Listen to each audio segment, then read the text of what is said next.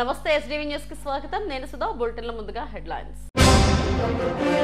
మనమంతా టీడీపీ వారసులమే గాని పెత్తందారులం కాదు. టీడీపీ ఆవిర్భావ సభలో ముఖ్యమంత్రి చంద్రబాబు వెల్లడి. జీవీఎంసీ వార్షిక బడ్జెట్ 4601 కోట్లు. బడ్జెట్ ను ఏకగ్రీవంగా ఆమోదించామన్న mayor Golagani, in charge commissioner, collector Harindra ప్రసాదులు వెల్లడి. అత్తమామలను హత్య చేయించేందుకు కుట్ర పన్నిన అల్లుడు. సిపి బాగ్చికి అందించిన ఫిర్యాదుతో అల్లుడిని అరెస్టు చేసిన దువ్వాడ పోలీసులు. పార్టీకి మూల స్తంభాలు కార్యకర్తలే. ఎన్టీఆర్ భవన్ లో జరిగిన ఆవిర్భావ వేడుకల్లో కార్యకర్తలను సన్మానించిన ఎంపీ శ్రీభరత్. పార్టీ ఆవిర్భావం నుంచి ఎన్నో సంక్షోభాలు ఎదురైనా తెలుగుదేశం ఎన్నడూ వెన్న చూపలేదని ముఖ్యమంత్రి చంద్రబాబు అన్నారు. 43 ఏళ్లుగా సంక్షోభాలను అవకాశాలుగా మార్చుకుంటూ ముందుకు సాగుతోందని చెప్పారు. మంగళగిరిలోని ఎన్టీఆర్ భవన్ లో నిర్వహించిన తెలుగుదేశం పార్టీ ఆవిర్భావ దినోత్సవ వేడుకల్లో ఆయన పాల్గొన్నారు. తెలుగుదేశం పార్టీ 43వ ఆవిర్భావ దినోత్సవ వేడుకలను మంగళగిరిలోని పార్టీ కార్యాలయంలో ఘనంగా నిర్వహించారు. టీడీపీ అధినేత చంద్రబాబు నాయుడు ముఖ్య అతిథిగా పాల్గొని పార్టీ జెండాను ఆవిష్కరించారు. పార్టీని ప్రాణంగా బ్రతికే పసుపు సైన్యానికి పాదాభివందనం చేస్తున్నట్లు ముఖ్యమంత్రి చెప్పారు. టీడీపీ వారసత్వాన్ని భావితరాలకు అందించాలని ఆకాంక్షించారు. పార్టీకి మనమంతా వారసులమే కానీ పెత్తందారులు కాదన్నారు. ప్రతి కులానికి న్యాయం చేసే ఏకైక పార్టీ టీడీపీ మాత్రమేనన్నారు. మంచికి మంచిగా ఉండే మనం తప్పు చేసి తప్పించుకోవాలనుకునే వారిని మాత్రం ఉపేక్షించమని చంద్రబాబు హెచ్చరించారు. 44వ సంవత్సరంలో అడుగుపెట్టాం. ఒక మహనీయుడి యొక్క విజన్. మామూలుగా అధికారం కోసం రాలేదు. రాష్ట్రంలో జరిగే పరిస్థితులన్నీ కూడా చూసిన తర్వాత శ్రేయోభిలాషులతో మాట్లాడాలి. 40 సంవత్సరాలుగా నన్ను ఆదరించారు, తిరిగి వాళ్ళ రుణం తీర్చుకోవాలని ఒక్క ఆలోచనతో ఎమ్మెల్యే క్వార్టర్లో ఒక్క మీటింగ్ పెడితే ఆ మీటింగ్తో ఆయన ఎక్కడికి వస్తున్నాడంటే ఒక ప్రభంజనంగా ప్రజలందరూ ఇక్కడికి వస్తే ఆ ఎమోషన్లో ఈ రాష్ట్రం కోసం పుట్టిన పార్టీ తెలుగుదేశం పార్టీ, అది కూడా ఎమ్మెల్యే క్వార్టర్స్లో ఒక ఆవేశంలో పుట్టింది. ఒక ఆదర్శం కోసం పుట్టిన పార్టీ తెలుగుదేశం పార్టీ. అదే ఒక సంచలనం, అదే ఒక శక ఆరంభం, అదే ఈ రాష్ట్రానికి ఒక చారిత్రక అవసరంగా మారే పరిస్థితి వచ్చింది. అలాంటి మహనీయుడు పెట్టిన స్ఫూర్తి మనందరిలో ఉంది. ప్రపంచ చరిత్రలో ఇప్పుడు కూడా ఎవ్వరూ ఈ రికార్డు బ్రేక్ చేయలేరు. పార్టీ పెట్టి 9 నెలల్లో అధికారం వచ్చిన ఏకైక పార్టీ ప్రపంచంలో తెలుగుదేశం పార్టీ. ఇంకొక పక్క ఎన్టీఆర్ లాంటి వ్యక్తి మళ్ళా పుట్టడు. పుట్టాలంటే మళ్ళీ ఎన్టీఆర్ పుడితే తప్ప ఎవరికి ఆ గుర్తింపు రాదని చెప్పి కూడా నేను మీకు తెలియజేస్తున్నా. అంతవరకు రాజకీయాలు చూస్తే ఒక పరిపాలన, పెత్తందారి వ్యవస్థ. మామూలుగా ఎమ్మెల్యేలంటే అందులో షెడ్యూల్ కులాలంటే చదువు రాని వాళ్ళని పెట్టి ఎక్కడికక్కడ పెత్తనం చేసే రోజులవి. మొట్టమొదటిసారిగా ఎన్టీ రామారావు గారు వచ్చిన తర్వాత చదువుకున్న వారిని రాజకీయాల్లోకి తెచ్చిన ఏకైక నాయకుడు నందమూరి తారక రామారావు గారని చెప్పి మీకు విజ్ఞప్తి చేస్తున్నా. తొలుత చంద్రబాబుకు భారీ స్వాగతం లభించింది. పార్టీ వ్యవస్థాపకుడు స్వర్గీయ ఎన్టీఆర్ విగ్రహానికి పూలమాల వేసి నివాళులు అర్పించారు. అనంతరం జరిగిన సభలో మాట్లాడారు. ఈ కార్యక్రమంలో టీడీపీ రాష్ట్ర అధ్యక్షుడు పల్లా శ్రీనివాసరావు, హోంమంత్రి అనిత, మంత్రి నారా లోకేష్, మంత్రులు, కార్యకర్తలు, నాయకులు అధిక సంఖ్యలో పాల్గొన్నారు. జీవీఎంసీ బడ్జెట్ 4601 కోట్లకు కౌన్సిల్ ఆమోదించింది. నగర మేయర్ గొలగాని హరివెంకట కుమారి బడ్జెట్ ను ప్రవేశపెట్టగా కౌన్సిల్ సభ్యులు ఏకగ్రీవంగా ఆమోదించారు. బడ్జెట్ పై కూటమి ప్రభుత్వం, ప్రతిపక్ష కార్పొరేటర్లు చర్చ జరిగింది. మేయర్పై అవిశ్వాసం నోటీసులతో సమావేశంలో ఆసక్తికర చర్చ జరిగింది. నగర మేయర్ గొలగాని హరివెంకట కుమారి అధ్యక్షతన జీవీఎంసీ బడ్జెట్ సమావేశాన్ని మెయిన్ కార్యాలయంలోని కౌన్సిల్ హాల్లో నిర్వహించారు. 2025-26 సంవత్సరానికి జీవీఎంసీ బడ్జెట్ను 4,601 కోట్లు ప్రవేశపెట్టగా సభ ఏకగ్రీవంగా ఆమోదించింది. కూటమి కార్పొరేటర్లంతా హాజరు కాగా వైసీపీ కార్పొరేటర్లు ఈ సమావేశానికి డుమ్మా కొట్టారు. మేయర్ గొలగాని హరివెంకట కుమారిపై కూటమి కార్పొరేటర్లు అవిశ్వాస నోటీస్ ఇవ్వడంతో సమావేశంలో ఆసక్తిగా సాగింది. డిప్యూటీ మేయర్లు కటుమూరి సతీష్, జియాని శ్రీధర్, ఎంపీ గొల్లా బాబురావులు మాత్రమే సమావేశానికి హాజరు కావడంపై కూటమి ఫ్లోర్ లీడర్లు ఆక్షేపించారు. బడ్జెట్ సమావేశానికి వైసీపీ కార్పొరేటర్లు డుమ్మా కొట్టడంపై ఇరు పక్షాల మధ్య వాగ్వివాదం చోటు చేసుకుంది. ఇన్ఛార్జ్ కమిషనర్గా ఉన్న కలెక్టర్ హరీంద్ర ప్రసాద్ రావడంతో బడ్జెట్ ప్రసంగాన్ని మేయర్ గొలగాని హరివెంకట కుమారి ప్రారంభించారు. చర్చ అనంతరం 4,601 కోట్లతో జీవీఎంసీ బడ్జెట్కు కౌన్సిల్ ఏకగ్రీవంగా ఆమోదించింది. బడ్జెట్ను ఏకగ్రీవంగా కౌన్సిల్ ఆమోదించిందని మేయర్ గొలగాని హరివెంకట కుమారి ప్రకటించారు. జీవీఎంసీ బడ్జెట్ 4,601 కోట్లు కౌన్సిల్ ఆమోదం తెలిపిందని in charge commissioner collector Harindra Prasad ప్రకటించారు. సభ్యుల సూచనల మేరకు నగరంలోని అభివృద్ధి సంక్షేమ కార్యక్రమాలు చేపడతామని వెల్లడించారు. అన్ని వర్గాల ప్రజలకు మేలు చేయాలన్నదే తమ లక్ష్యమన్నారు. నగరంలో భవిష్యత్ కార్యక్రమాలకు అడ్డు లేకుండా అధికార పార్టీ సభ్యులు డుమ్మా కొట్టినా తామంతా హాజరయ్యామని కూటమి నేతలు తెలిపారు. నగర అభివృద్ధి లక్ష్యంగా తామంతా ముందుకు సాగుతామని తెలిపారు. బడ్జెట్ సమావేశం ఏర్పాటు చేయడం జరిగింది. ఈ బడ్జెట్ సమావేశంలో అందరూ సభ్యులు పాల్గొనడం జరిగింది. ఈ సమావేశంలో మన జీవీఎంసీ సంబంధించి 4,601 కోట్ల రూపాయలకి బడ్జెట్ ఆమోదం తెలపడం జరిగింది. ఈ బడ్జెట్లో వివిధ అభివృద్ధి కార్యక్రమాలకు సంబంధించి చర్చించడం జరిగింది. సభ్యులందరూ కూడా వాళ్ళ యొక్క సలహాలు సూచనలు ఇవ్వడం జరిగింది. దాని మేరకు ఈ అభివృద్ధి పనులు, సంక్షేమ పనులు అన్నీ కూడా త్వరగతిలో చేపట్టి విశాఖపట్నం నగర ప్రజలందరికీ మేలు జరిగే విధంగా కార్యక్రమాలన్నీ కూడా చేపడతామని. గతంలో మేయర్ గారు టీడీఆర్స్కి అడిగితే అధికారులు సమాధానం చెప్పలేదు. ఏదైతే వాటర్ సప్లై ఉంటే వాటర్ సప్లై కూడా ఎవరు అధికారులు సమాధానం చెప్పలేదు. నెక్స్ట్ పెద్ద విశేషం ఏంటంటే నేను ముందస్తు ఆమోదం లేదు అని గత 2 కౌన్సిల్లో చెప్పి మేయర్ గారు ముందస్తు ఆమోదం అని ఒక గుర్రాల ఫారుకి ఇచ్చి దానికి అడిగితే కాగితం మీద బొమ్మలు గీస్తున్నారు అనుకున్నానండి. అనుకొని నేను సంతకం పెట్టాను. కానీ గుర్రాల ఫారుకి నా 3,50 లక్షలు ఇచ్చారని నాకు తెలియదంటే రేపు ఈ కార్పొరేషను ఏ విధంగా బొమ్మ కింద గీసి కార్పొరేషన్ కూడా తాకట్టేటైతే ఏటవుతుంది కాపాడాలని ఈవేళ వైఎస్ఆర్ కార్పొరేట్లు కూడా మా పార్టీలో జాయిన్ అయ్యేది కారణం. ఆ రోజు నుంచే మనోవేదన పడ్డారు కార్పొరేషన్లో. ఇటువంటి మేయర్ గారి బొమ్మ గీస్తున్నారంటే అక్కడ బొమ్మలు కాదు, అక్కడ రోడ్లు ఏ చేశారు. మేయర్ గారి బొమ్మ గీస్తారంటే ఆ పార్టీలో ఉండడం మంచిది కాదు, మీ పార్టీలోకి వస్తారని ఆహ్వానించి వచ్చిందంటే కేవలం చేసే విధానాలకి, జగన్ చేసే దొంగతనాలకి వీళ్ళు తోడుండి నడిపిస్తున్న నాయకులకి బుద్ధి రావాలని రేపు రాబోయే రోజుల్లో చట్టం దాని పని అది చేసుకెళ్తుంది. ఈ జీవీఎంసీలో రేపు రాబోయే రోజుల్లో కూడా పేద ప్రజలకి అందరికీ అందుబాటులో ఉండే మా ప్రభుత్వం కంపల్సరిగా ప్రతి ఒక్కరికి కూటమి ప్రభుత్వం సేవలు చేయనందుకే మేము ఇటువంటి నిర్ణయాలు తీసుకున్నాం. కానీ మాకు వ్యక్తిగత ఎజెండా ఏమీ లేదు. వాళ్ళగా దొంగలకి ఎంపీలకి ఈడీఆర్స్ ఇచ్చి ఈవేళకి దాన్ని బయటకు చెప్పకుండా అధికారులు కూడా మూసి భయపిస్తున్న ఈ ప్రభుత్వానికి ఇప్పటికే నూకలు చెల్లాయి. రేపు రాబోయే రోజుల్లో కార్పొరేషన్లో నూకలు చెల్లుతాయి. మార్చి 1వ తారీఖుకే బడ్జెట్ సవరణలతో రాష్ట్ర ప్రభుత్వం నుంచి వచ్చి ఏప్రిల్ నుంచి పరిపాలన పరమైనటువంటి ఆమోదాలు నగరపాలక సంస్థలో జరిగేటువంటి అభివృద్ధి కార్యక్రమాలకు ఆమోదించే విధంగా జరగాలి.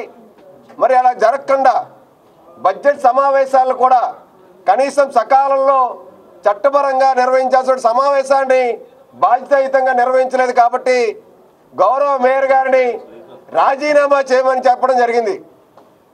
ఇవాళ వైసీపీ వార్డు సభ్యులందరూ కూడా బడ్జెట్ సమావేశాలకు ఎందుకు గైర్హాజరయ్యారు?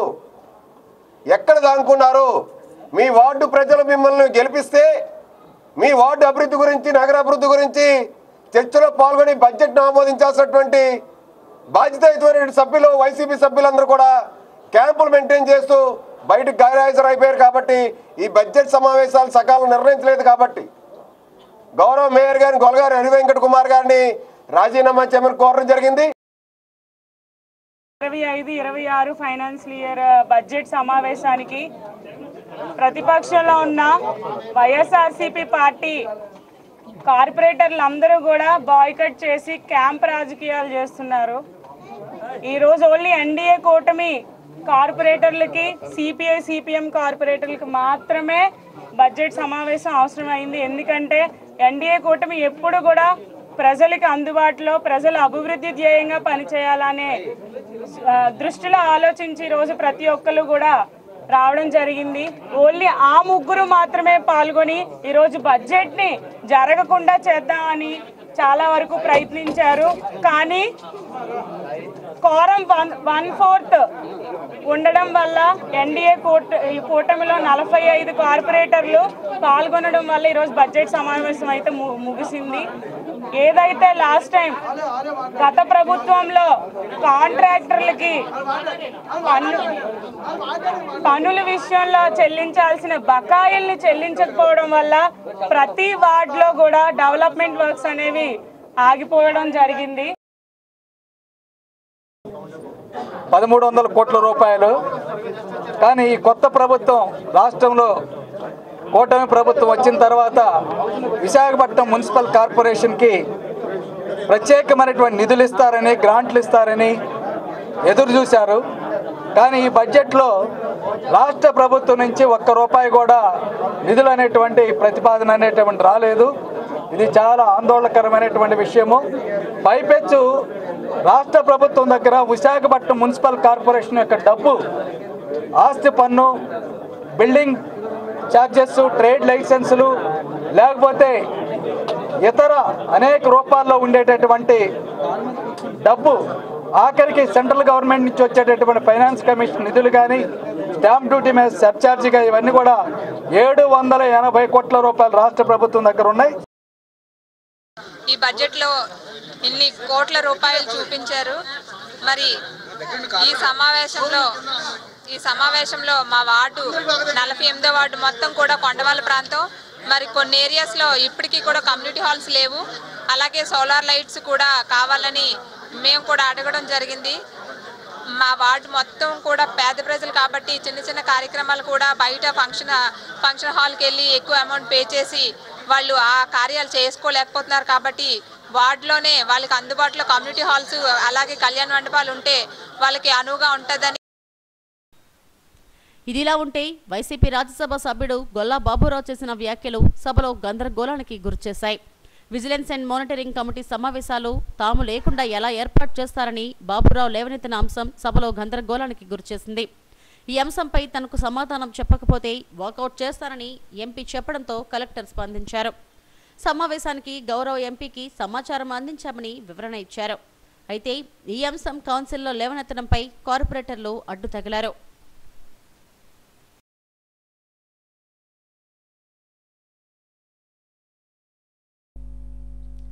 తన కుమారుడిని చూడనివ్వడం లేదనే కోపంతోనే కరణం శ్రీనివాస్ అనే వ్యక్తి అత్తమామలను హత్య చేయించేందుకు కుట్ర పన్నాడని సౌత్ ఏసీపీ త్రినాథ్ వెల్లడించారు. నగర సిపి బాగ్చీకి వాట్సాప్ ద్వారా అందిన ఫిర్యాదు మేరకు పోలీసులు రంగంలోకి దిగారు. సకాలంలో స్పందించడం వల్ల అత్తమామల ప్రాణాలు నిలిచాయని ఏసీపీ త్రినాథ్ వెల్లడించారు. దువాడ పోలీస్ స్టేషన్లో ఈ కేసుకు సంబంధించిన వివరాలను మీడియాకు వెల్లడించారు. కరణం శ్రీనివాస్ అనే వ్యక్తి మౌనికను ప్రేమ వివాహం చేసుకున్నారు. వీరికి ఒక కుమారుడు ఉన్నారు. కొంతకాలం తర్వాత వీరిద్దరి మధ్య వివాదాలు ప్రారంభమయ్యాయి. దీంతో మౌనిక తల్లిదండ్రులు సూర్యనారాయణ, సరస్వతిల వద్దే ఉంటుంది. తన కొడుకును చూడనివ్వడం లేదనే కారణంతో అల్లుడు కరణం శ్రీనివాస్ అత్తమామలను చంపించేందుకు ఓ ముఠాకు ₹1,00,000 సుపారీ కూడా ఇచ్చాడు. ఈ విషయం తెలుసుకున్న సూర్యనారాయణ, సరస్వతి దంపతులు సిపి బాగ్చీకి వాట్సాప్ ద్వారా ఫిర్యాదు చేశారు. దీంతో దువాడ పోలీసులు రంగంలోకి దిగారు. అల్లుడు కరణం శ్రీనివాస్ను అదుపులోకి తీసుకుని విచారించారు. దీంతో అసలు విషయం వెలుగు చూసిందని ఏసీపీ త్రినాథ్ వెల్లడించారు. నిందితుడిని అరెస్టు చేసి రిమాండ్కు తరలించామని తెలిపారు. మిగతా మర్డర్ అయిపోయిన తర్వాత, అత్తమామ చంపిన తర్వాత మిగతా 70,000 ఇవ్వడానికి కుదుర్చుకున్నారు. దానిలో భాగంగా వీళ్ళిద్దరు మాట్లాడుకుంటే ఒక వాయిస్ రికార్డు కూడా రావడం జరిగింది. ఆ వాయిస్లో ఏమని ఉంది, ఈ 30,000 నీకు డబ్బులు ఇవ్వడం జరిగింది, మిగతా 70,000 కూడా కంపెనీ ఇచ్చేస్తాను, వాళ్ళిద్దరిని చంపేయమని వాయిస్ రికార్డు కూడా ఉంది. అయితే ఈ చొల్లంగి సూర్యనారాయణ ఆయన వాల్మీకి కమ్యూనిటీకి చెందినవారు కాబట్టి 307 SC/ST కేసు ఇందులో నమోదు చేయడం జరిగింది. దానిలో భాగంగా నేను ఏసీపీ ఇన్వెస్టిగేషన్ చేయాలి కాబట్టి దువ్వాడ సిఐ మల్లేశ్వర సహకారంతో ఇన్వెస్టిగేషన్ చేయడం జరిగింది. పూర్తి ఎవిడెన్స్ ఇందులో వచ్చింది. దాని మీద నిన్న రిమాండ్ పంపించాం. నెక్స్ట్ మంత్ 4th వరకు ఆయనకి జైలు కూడా ఇవ్వడం జరిగింది. ప్రస్తుతం సెంట్రల్ జైల్లో ఉన్నాడు.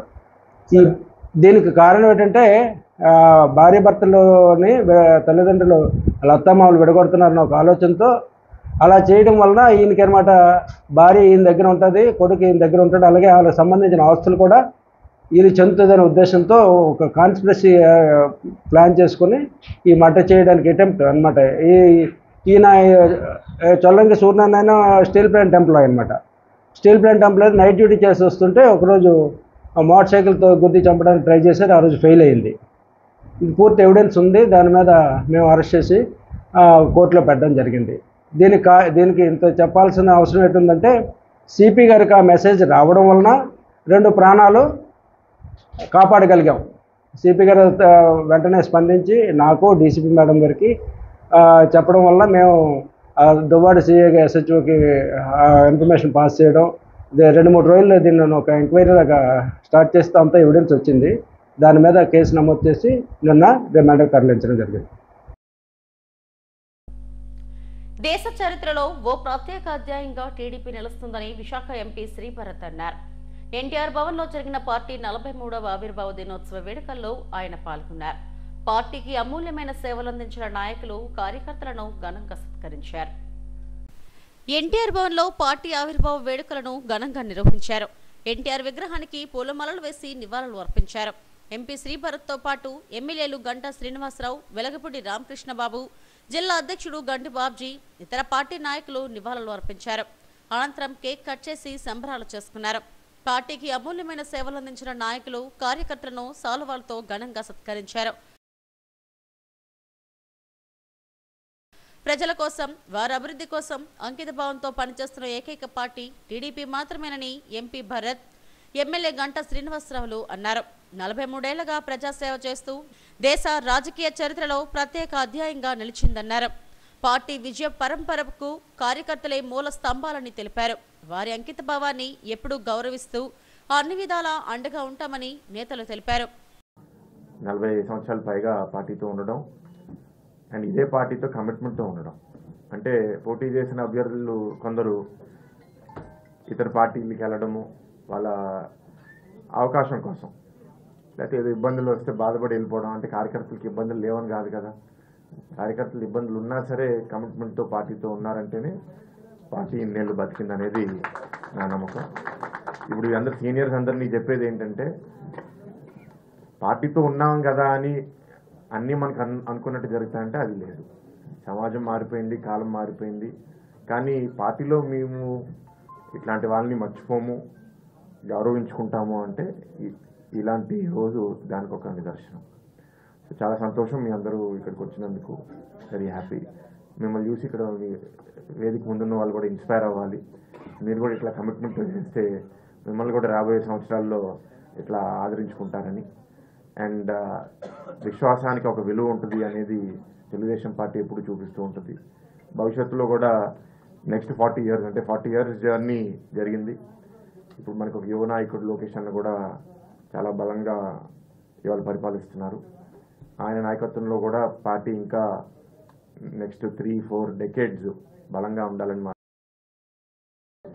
ప్రజల గుండెల్లో కొలువైన స్వర్గీయ అన్న ఎన్టీ రామారావు గారు తెలుగువాడి ఆత్మగౌరవం కోసం ఆ రోజు ఈ పార్టీని అనౌన్స్ చేయటం, అనౌన్స్ చేసిన నాటి నుంచి మళ్ళీ 83 జనవరి 5 ఏదైతే ఎన్నికలయ్యాయో అప్పటిదాకా కూడా మళ్ళీ తిరిగి చూడకుండా ఆ రోజే ప్రచారం ఎక్కి 9 నెలల పాటు రాష్ట్రం మొత్తం కూడా సుడిగాల్లో ఒక పర్యటన పూర్తి చేసుకొని మరి ఆ రోజు జరిగే ఎన్నికల్లో ఏదైతే 202 సీట్లతోటి దిగ్విజయంగా తెలుగుదేశం పార్టీ పెట్టిన 9 నెలల్లోనే అధికారంలో తెచ్చిన ఘనత మనందరూ గుర్తుంది.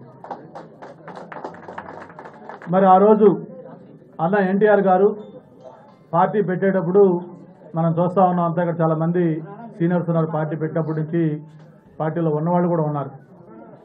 పార్టీ పెట్టాలనుకున్నప్పుడు ఆయన ఎంతో దూరదృష్టితోటి ఆలోచించి పార్టీ పతాకం కానీ, పార్టీ సింబల్ కానీ, ఎలక్షన్ సింబల్ కానీ అన్నీ కూడా ఆ రోజు ఆయన 1కి 10 సార్లు మనసు పెట్టి ఆలోచించి అవన్నీ కూడా ఒక నిర్ణయం తీసుకోవడం జరిగింది. మన పార్టీ రంగు పసుపు. చాలామంది ఈరోజు పసుపు షర్ట్లు, పసుపు చీరలతో వచ్చారు. అంటే మీ అందరూ కూడా తెలుసు, పసుపు అంటే అది ఒక శుభానికి, ఒక మంచికి, ఏదైనా ఒక మంచి కార్యక్రమం చేసినప్పుడు పసుపు పూసి స్టార్ట్ చేస్తాం. అటువంటి పసుపు రంగుతోటి ఆ పార్టీ జెండా స్టార్ట్ చేశారు. మరి ఎలక్షనల్ సింబల్ మీకు తెలుసు, మనం ఎప్పుడు కూడా బ్యాలెట్ పేపర్లో మనకు ముందు గుర్తొచ్చేది మన సింబల్, మన సైకిల్ అంటే ఒక సామాన్యుడి యొక్క వాహనం, అటువంటి ఎలక్షన్ సింబల్. మరి పార్టీ పతాకంలో కూడా చూస్తే ఒక నాగలి, ఒక చక్రం, ఒక గుడిసె. ఏదైతే నాగలంటే మనకు అందరికీ అన్నం పెట్టే రైతుకి ప్రతీకగా, మరి చక్రం అంటే ఈరోజు దేశాన్ని నడిపిస్తున్న కార్మికుడికి గుర్తుగా, అలాగే గుడిసె అంటే ఒక పేదవాడు నివాసం ఉండే దానికి చిహ్నంగా, ఇవన్నీ కలిపి తెలుగుదేశం పార్టీ ఎలా ఉండబోతుందో ఆ రోజు ఆ పార్టీ పతాకం కానీ లేకపోతే ఆ పార్టీ రంగులో కానీ ఆయన చెప్పడం జరిగింది. అంతేకాదు మరి ఆ రోజు ఆయన పార్టీ ప్రారంభం చేసినప్పుడు చాలామంది అడిగారు ఆయన్ని, ఏంటి మీ పార్టీ సిద్ధాంతం ఏంటి, మీ పార్టీ ఫిలాసఫీ ఏంటంటే, మరి అందరూ అనుకున్నారు ఈయన సినిమాల్లో యాక్ట్ చేసిన అతను, ఏదో మగాలకు రంగు వేసుకున్న ఆయన కదా, ఈయనకి తెలుస్తుందని. ఎన్టీఆర్ భవన్ కోలాహలంగా మారింది. టీడీపీ 43వ ఆవిర్భావ దినోత్సవ వేడుకల్లో కేకులు కట్ చేసి సంబరాలు చేసుకున్నారు. ఈ కార్యక్రమంలో పలువురు నాయకులు, కార్యకర్తలు పాల్గొన్నారు. నర్సీపట్నం ప్రభుత్వ ఆసుపత్రి వైద్యుడు దివంగత డాక్టర్ సుధాకర్ కుటుంబానికి అండగా ఉంటానని హోంమంత్రి అనిత అన్నారు. తనను కలవాలని అనుకుంటున్నానని డాక్టర్ సుధాకర్ తల్లి కావేరీబాయి హోంమంత్రికి ఫోన్ చేశారు. దీంతో హోంమంత్రి స్పందించి తానే ఇంటికి వస్తానంటూ అనిత సుధాకర్ ఇంటికి వెళ్లారు. కొడుకును కోల్పోవడం, సిబిఐ దర్యాప్తు ఆలస్యంపై కావేరీబాయి భావోద్వేగానికి గురయ్యారు. ఈ విషయాన్ని ముఖ్యమంత్రి దృష్టికి తీసుకెళ్తారని అనిత భరోసా ఇచ్చారు. వైసీపీ కక్ష సాధింపులకు డాక్టర్ సుధాకర్ బలయ్యారని వాపోయారు.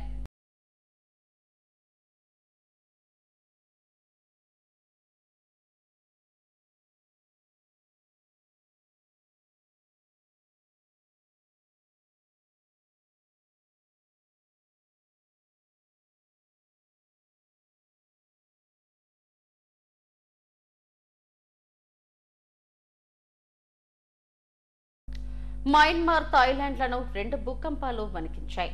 ఈ పెను విపత్తులో మృతుల సంఖ్య అంతకంతకు పెరుగుతుంది. సుమారు 10,000 మంది మరణించి ఉంటారని అమెరికా ఏజెన్సీ హెచ్చరించింది. వందల సంఖ్యలో భారీ వాహనాలు పేకమేడల్లా కూలిపోయాయి. శిథిలాల కింద చిక్కుకొని అనేక మంది విలువలాడుతున్నారు. ప్రాణ నష్టం అధికంగా ఉన్న మయన్మార్లోని మాండలే నగరం, దాని పరిసర ప్రాంతాల్లో ఎక్కువగా జరిగింది. భూప్రకంపనలో ప్రభావం భారత్తో పాటు చైనా, బంగ్లాదేశ్లోని పలు ప్రాంతాలలో కనిపించింది.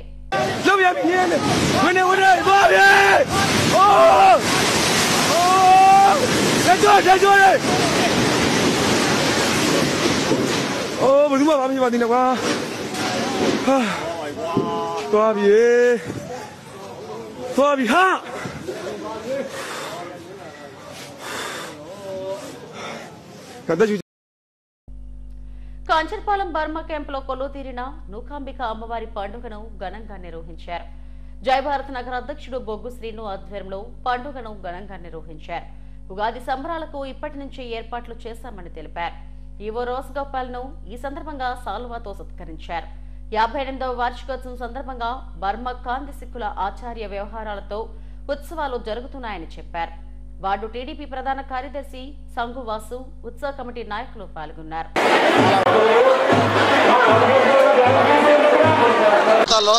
ఒక Burma camp, Jayabharat Nagar Burma camp అమ్మవారి దగ్గర తప్ప మరెక్కడా జరగదు. అమ్మవారు రాతిశిల, ఏకశిల ఎక్కడైనా అమ్మవారిని చూస్తే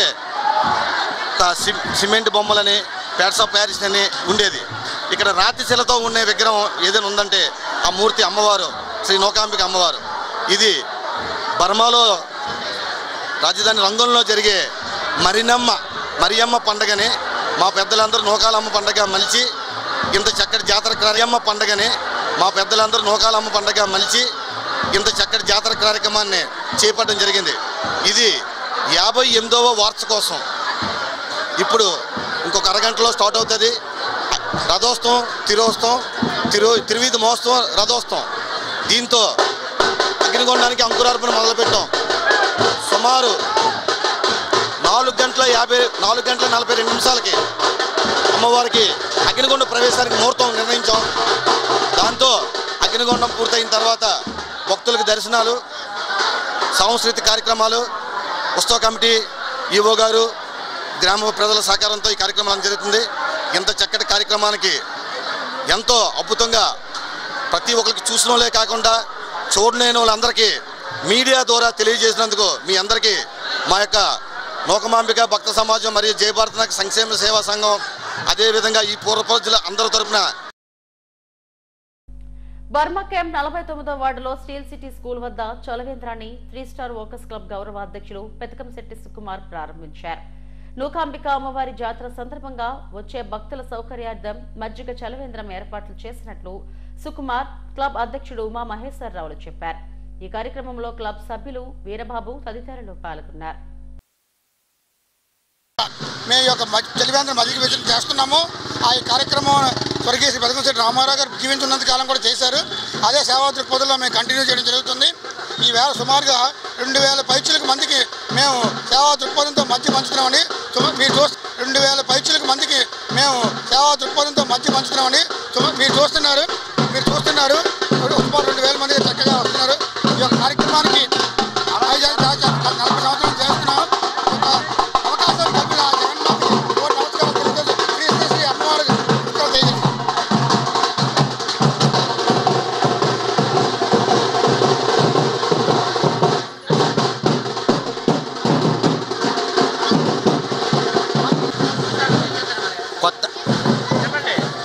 అమావాస్య శుభాకాంక్షలు ప్రజలందరికీ తెలియపరుస్తూ ఈరోజు నూకాల తల్లి సందర్భంగా ఈరోజు స్టీల్ సిటీ పబ్లిక్ స్కూల్లో పెతకంశెట్టి రామారావు గారు తనయుడు పెతకంశెట్టి సుకుమార్ గారు ఆధ్వర్యంలో ఈరోజు బట్టమిల్క పంచడం జరుగుతుంది. ఈ సేవ చేయడానికి ఇంచుమించు మేము 40 సంవత్సరాలు పెట్టి ఈ సేవలు ఇలా చేస్తూనే ఉన్నాం.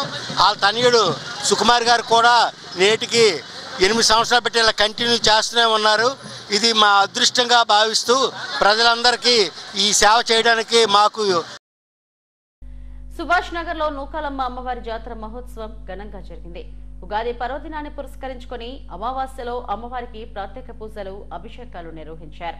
అమ్మవారి అగ్నిగుండ కార్యక్రమం వైభవంగా జరుగుతుందని మాజీ కార్పొరేటర్ కోరబిల్లి సతీష్ తెలిపారు.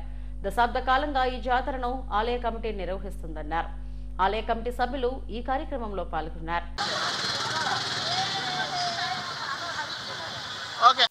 అలాగే తొమ్మడిపాలెంకి సుభాష్ నగర్ కలిపి ఈ నూకాంబిక అమ్మవారి దేవాలయం సృష్టి దేవత గుళ్ళోగున్న బంగారు తల్లి నూకాల తల్లి 28 సంవత్సరాలు బట్టి ఏకదాటిగా ప్రజానీకానికి అనుకున్న పనులన్నీ నెరవేరుస్తుంది తల్లి. చాలా ఘనంగా ఈ సంవత్సరం కూడా 28వ సంవత్సరం కూడా చాలా ఘనంగా జరిగింది.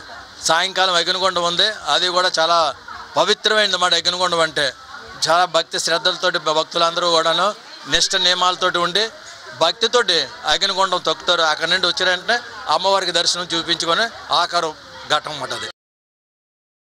28 సంవత్సరాల నుంచి అమ్మవారికి నూకాంబిక అమ్మవారి తల్లికి భక్తి శ్రద్ధలతో మొత్తం చుట్టుపక్కల గ్రామాలన్నీ కూడా వచ్చి తెల్లవారు ఏకుజామునే తెల్లవారి 4 గంటల నుంచి ఏకదాటిగా దర్శనం ఇంచుమించు ఒక 3000 మంది దర్శనం జరిగింది. సాయంత్రం ఉంటుంది వస్తారు. అంటే ఘటాలు ఎక్కువండి. ఈసారి ఘటాలు ఎక్కువండి. అంటే లైన్ ఉంది.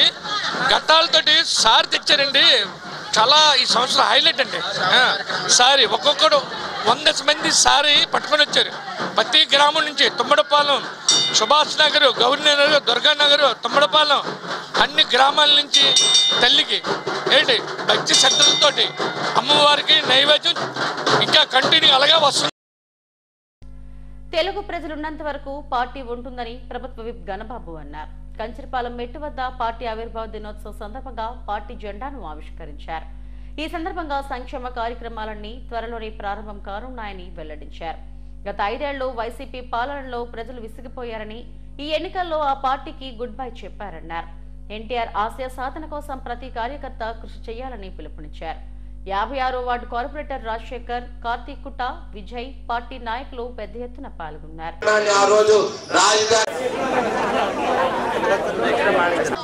ఈరోజు రాష్ట్రంలోనే అనేక అడుగులు వేయటం మీ అందరికీ తెలుసు. ఈరోజు ఇక్కడ స్పెషల్ ఎకనామిక్ జోన్స్ కానివ్వండి, ఐటీ సెక్టార్ కానివ్వండి, ఇతరత్ర ఈరోజు ఇండస్ట్రియల్ సెక్టార్ కానీ, ఇవన్నీ అప్రల్ పార్క్ కానివ్వండి, మెట్టెక్ జోన్ కానీ అనేక అంశాలు ఈరోజు విశాఖపట్నం ప్రగతిలో ప్రధాన కారణం వహించినటువంటివన్నీ కూడా ఈరోజు గంగవరం పోర్టు కావచ్చు, అంటే ఒక లాజిస్టిక్స్ హబ్గా, ఒక టూరిజం హబ్గా ఏదైతే సర్వీస్ సెక్టార్లో శాసించేటువంటి రంగాలు ఉన్నాయో, ఆదాయం పెరిగేటువంటి రంగాలు ఉన్నాయో వాటన్ని ఏ ఒక్కటి కూడా వదిలిపెట్టకుండా విశాఖ అభివృద్ధిలో అనేక నిర్ణయాలు తీసుకున్నాం.